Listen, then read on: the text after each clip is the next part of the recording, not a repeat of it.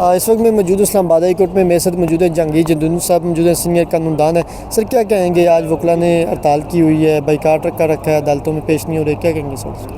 बहुत शुक्रिया। देखें, वकला जो रिसेंटली आर्टिकल 200 के तहत ट्रांसफ़र हुई है इस्लामाबाद हाई कोर्ट में, उसके ख़िलाफ़ सरापा एहतजाज हैं और वो ये कह रहे हैं कि इस वक्त जो ट्रांसफ़र की गई है वो इसलिए की गई है कि जो chief justice Islamabad high court है उसको किसी ऐसे जज के हवाले कर दिया जाए जो कंप्लाइंट हो, जो गवर्नमेंट के जो आर्डर आएँ उनको कंप्लाई करे और वो रूल ऑफ लॉ के लिए या आइन के लिए फिर ठीक नहीं होगा।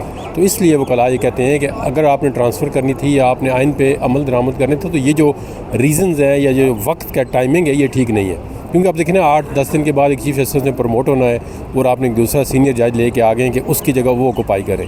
तो इसमें ये खदशात पैदा होते हैं कि एक और रातों रात देखें हफ्ते को ऑर्डर होता है, फिर बेंच बनता है, फिर उनका यहाँ पे मौजूद होते हैं, अमला मिल जाता है। तो इतनी तेज़ी के साथ जो ये काम हो रहा है तो इसकी पीछे वजह यही लगती है कि इस्लामाबाद हाई कोर्ट में जो गवर्नमेंट है वो कहती है कि हमारी मर्ज़ी का चीफ़ जस्टिस हो और उससे हम अपनी मर्ज़ी के जो है फिर जो हाई प्रोफाइल केसेस हैं, ये सियासी मुकदमात हैं, उनसे फ़ैसले करवाए जा सके। तो सर साफ़ी भी सड़कों पर आए हैं, वकला भी सड़कों पर आ जाएंगे, तो ये सारे लोग सड़कों पर आ जाएंगे तो फिर गवर्नमेंट कैसे चल पड़ेगी?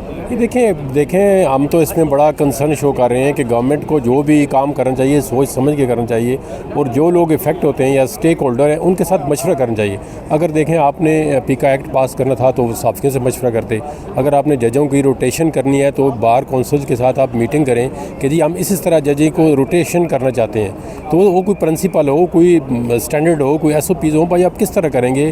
बार की बेंच की एक आपस में जो ताल्लुक़ है या रिकॉन्सिलेशन है उसको मेंटेन करते हुए आप ये काम करें। लेकिन अब्रप्टली सारे काम हो रहे हैं, पीका एक्ट पास होता है, सेनेट में बहस नहीं होती, अब जज आते हैं तो किसी को पता नहीं होता, अचानक हफ्ते को नोटिफिकेशन होता है, फिर गज़ट नोटिफिकेशन होता है, वो फिर बेंच बन जाता है और जज जो है सीनियर जज पीछे चले जाते हैं। हाई कोर्ट की अभी देखें ना, आपने 10 दिन पहले जो है वैकेंसियाँ फिल की हैं तो उसी वक्त आप 5 जजों की जो है वैकेंसियाँ फिल कर लेते हैं। अल्लाह अल्लाह खैर सल्ला। सर मुझे ये बता दें कि अगर जो सीनियर मोस्ट जज में से कोई चीफ जस्टिस नहीं बनते, जो नए ट्रांसफ़र हुए हैं 3 जज, इनमें से कोई बनता है तो वकला का आइंदा का अमल क्या होगा? आज आप लोग कन्वेंशन भी करने जा रहे हैं। ये देखें, उन तीनों में से ही जो डोगर साहब हैं उनको लाया इसलिए गया है कि उनको चीफ जस्टिस बनाया जाए और जो यहाँ के जो 3 जज हैं सीनियर उनको सुपरसीड किया जाए।